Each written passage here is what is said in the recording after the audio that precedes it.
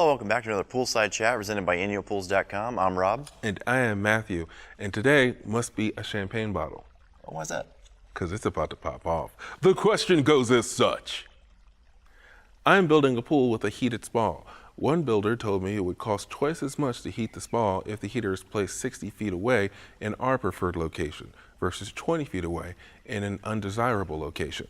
Is this true? Rob? Well, a lot would depend upon the climate, when and where the spa will be used, but it would be beneficial to have the heater closer to the spa. In the case of year-round spas in cold climates, there can be significant heat loss in 60 feet of pipe run. This does mean more energy is needed to heat the spa, but how much would depend upon the climate at the site. There can also be a delayed reaction with respect to time and temperature rise, ultimately impacting the water temp in the spa. In other words, the temp in the spa may or may not be the same as the temp displayed on the heater. Of course, if the spa remains covered, these variables will only be noticeable when the spa is being used. Wrapping or insulating the plumbing to the spa can reduce heat loss and mitigate some of these potential problems. This is routinely done in cases such as this, again, depending upon the climate. But if you have any questions like this, or if you want one of your questions answered in a future Poolside Chat, please leave a comment down below.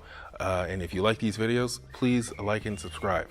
So thank you for joining us. And for all your pool and spa needs, visit us over at InyoPools.com.